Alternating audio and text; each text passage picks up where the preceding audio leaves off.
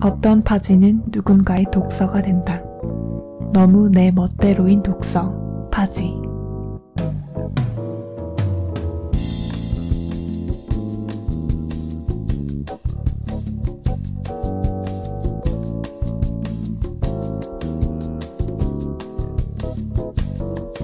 반갑습니다. 보쉬입니다. 10월의 셋째 주입니다. 이제야 군데군데 낙엽이 떨어지고 있습니다. 2주 전이었던가요?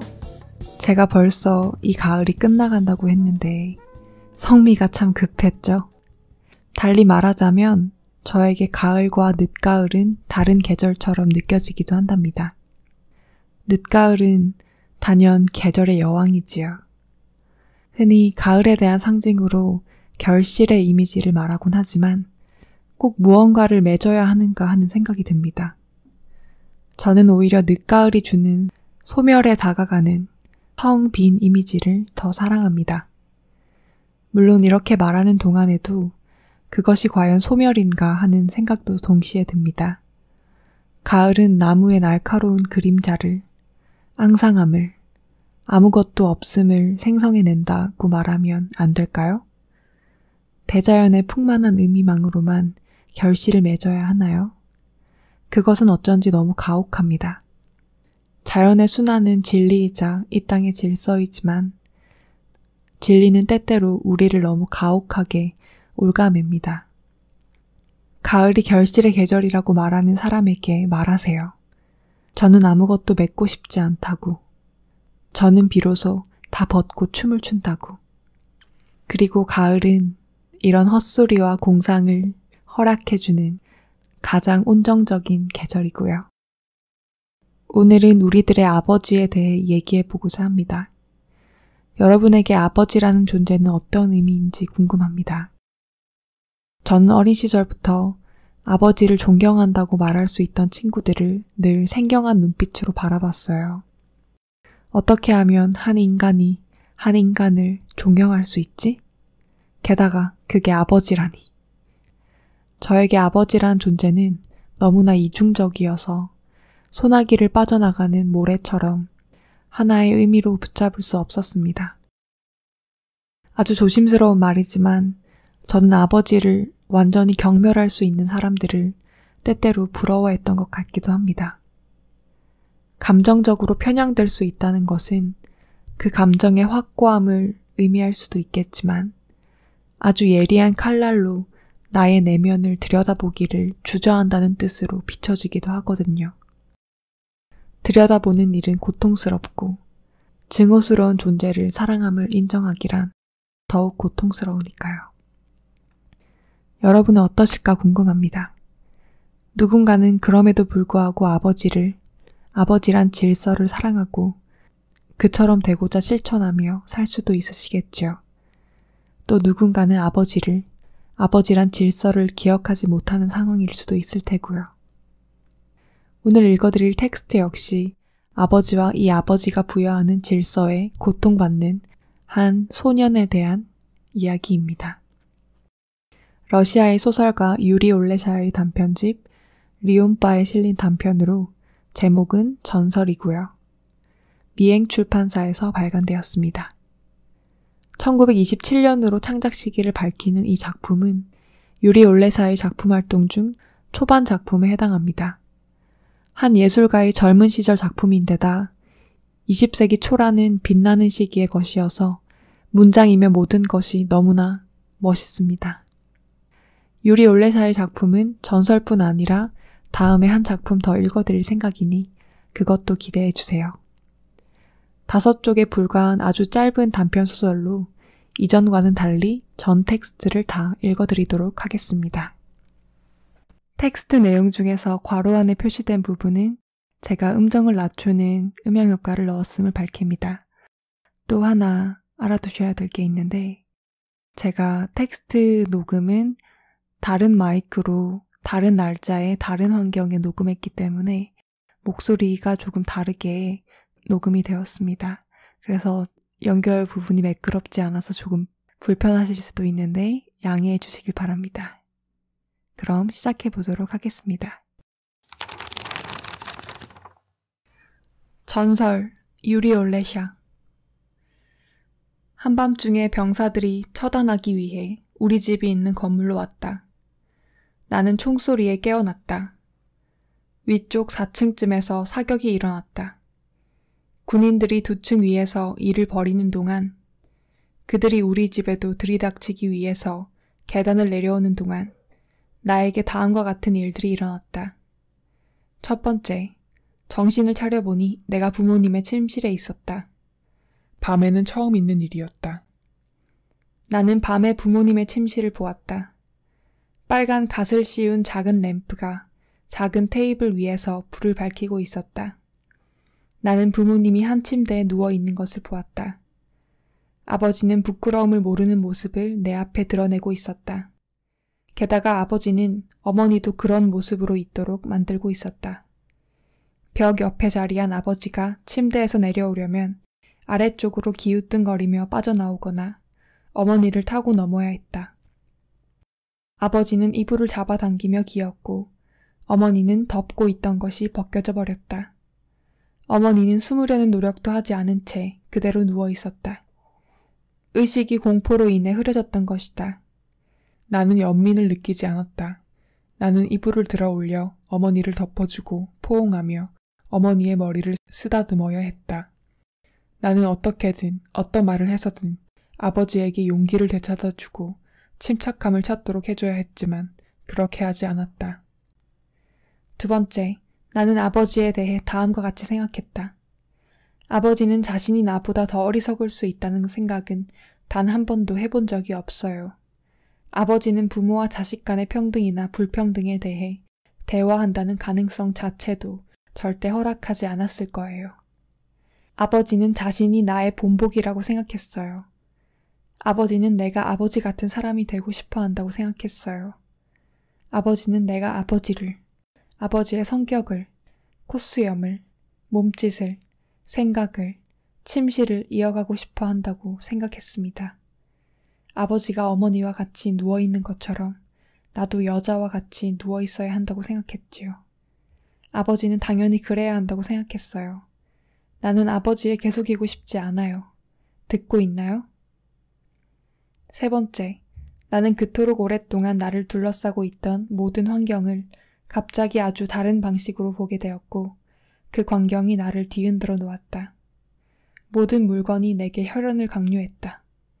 모든 물건이 내게 어떤 명령을 내렸다. 벽에 둥근 시계가 걸려 있었다. 나는 저 시계 소리를 들으며 태어났단다. 어머니가 이 얘기를 한두 번 한 게 아니었다. 할머니도 마찬가지야. 시계는 구전설화였고 전설이었다. 나한테 전설은 필요 없다. 나는 저 시계 소리를 들으며 죽고 싶지 않다. 나는 계속이고 싶지 않다. 나는 가구들의 가족협의회가 나를 에워싸고 있음을 돌연 분명히 깨달았다. 가구들이 내게 충고를 늘어놓고 어떻게 살 것인지 나를 가르친다. 찬장은 내게 이렇게 말하고 싶어 한다. 내 인생 여정에 내가 함께 할게. 내 뒤에 내가 서 있을 거야. 나는 오래 버틸 수 있어. 난 튼튼해. 2세대가 내 안에 음식을 보관했어. 난 할 수 있어. 날 소중히 다뤄줘. 그러면 나는 내 아들과 내 손자 때까지도 유용할 거야. 나는 전설이 되는 거지. 갑자기 내가 이 모든 물건들에 좌우되고 있음을 깨달았다.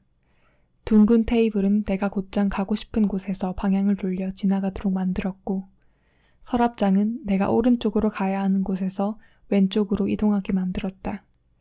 벽에 설치된 레커칠을 한 작은 선반은 내가 팔을 크게 휘젓는 걸 방해했다. 나는 반란을 일으키고 싶은 적이 한두 번이 아니었다. 그러나 아버지가 나와 가구들 사이를 중재했다. 그는 나를 어떻게 속이고 만족시킬 것인지, 내가 전쟁을 일으킬 생각이 들지 않게 하려면, 내가 얌전히 지내도록 하려면 어떻게 행동해야 하는지 찬장과 추금기로부터 비밀 지령을 받았다. 때로는 모든 독립주권에 깜짝 놀라 겁에 질린 어떤 두꺼운 커튼이 끈에서 떨어져 나간 벨벳 공의 형태로 내게 뇌물을 주기도 했다. 나는 전통과 전설을 파괴하면서 공을 사방으로 내던질 수 있었고 커튼이란 무엇이며 왜 커튼이 생겨났으며 커튼을 어떻게 다루어야 하는지 인간의 생활 속에서 커튼이 어떤 장소를 점해야 하는지에 대한 가정의 관념들을 마구 깨부수는 그 어떤 용도도 그 공에 부여할 수 있었다. 네 번째, 나는 아버지를 배반했다. 아버지가 침실 밖으로 달려나갔다. 그는 온몸을 덜덜 떨었고 말도 하지 못했다. 그는 공포심으로 인해 인간이길 멈추었다. 그는 닭으로 변해버렸다. 그가 날았다. 그는 갑자기 탁자 위로 속옷 차림으로 날아올랐고 엉거주춤 앉았다가 다시 날아올라 찬장 위에 모습을 드러내더니 창턱에 앉았다. 마치 요리사에게 쫓기는 닭처럼. 그리고 이 모든 것 다음에 그는 예기치 못하게도 날고 난 다음이 아니다. 그는 날지 않았다. 단지 내 머리가 어지러웠고 어지럼증이 지나간 다음 나는 그의 공포가 외적으로 드러난 것을 그렇게 받아들였다. 자기의 두 손을 맞잡으려고 애를 썼다. 그리고 그 노력은 성공했다.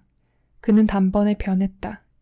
날기를 멈추었고 굳건히 서서 몸을 쭉 편 다음 한 손을 내 어깨에 얹고는 말했다. 콜야, 긍지를 갖거라. 우리는 귀족답게 죽는 거야. 한마디로 말해 아버지의 권력은 지속되었고 가구협의회는 해체되지 않았고 전설은 여전히 존재하는 것이다. 가장이자 가문을 잇는 자, 전통의 수호자인 그가 마지막 속임수를 보여준다. 그는 역사적으로 사망한다. 자신을 순환자로 만드는 것이다. 잠깐 기다려.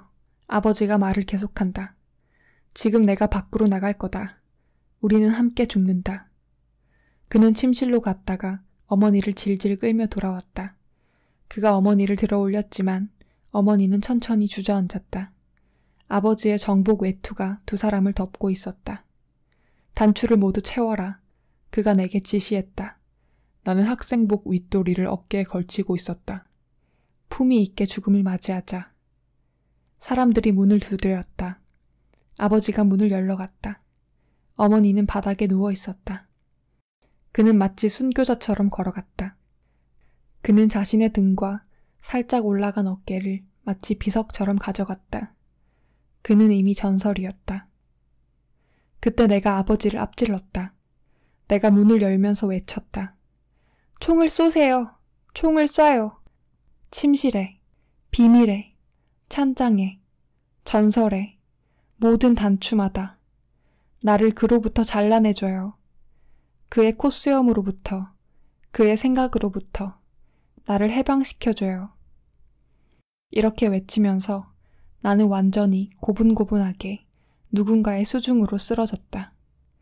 내가 침대에서 일어나 이런 흥분을 겪은 것이 티푸스를 앓기 때문이며 파국으로 끝날 수 있다는 것을 이해했기 때문에 나는 입을 다물었다. 1927년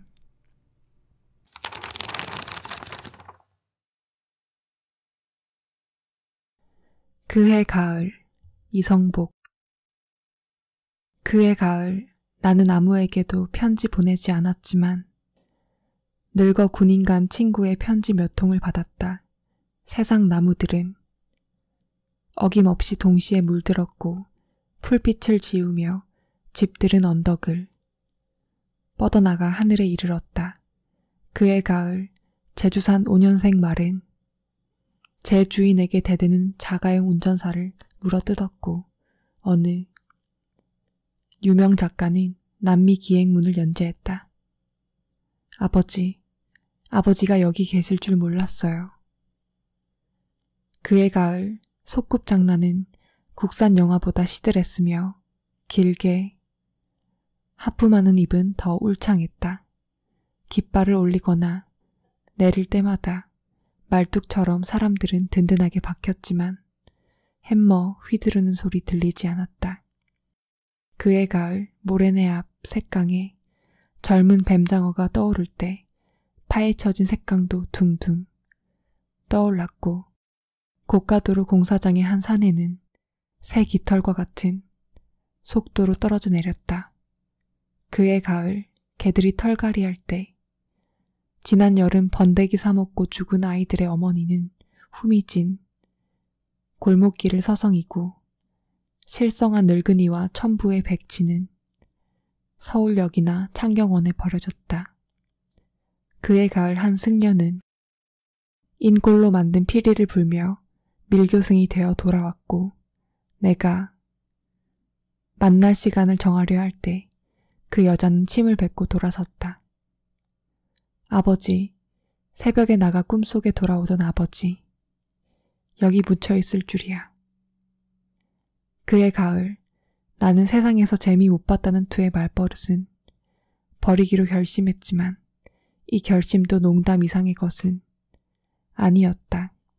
떨어진 은행잎이나 나둥그러진 매미를 주어 성냥갑 속에 모아두고 나도 누이도 방문을 안으로 잠갔다. 그해 가을 나는 어떤 가을도 그의 것이 아님을 알았으며 아무것도 미화시키지 않기 위해서는 비하시키지도 않는 법을 배워야 했다. 아버지, 아버지, 내가 네 아버지냐. 그해 가을 나는 살아온 날들과 살아갈 날들을 다 살아버렸지만 벽에 맺힌 물방울 같은 또 한 여자를 만났다. 그 여자가 흩어지기 전까지 세상 모든 눈들이 감기지 않을 것을 알았고 그래서 그레고르 잠자의 가족들이 이장을 끝내고 소풍 갈 준비를 하는 것을 이해했다. 아버지, 아버지, 씹새끼, 너는 입이 열이라도 말 못해. 그해 가을, 가면 뒤의 얼굴은 가면이었다.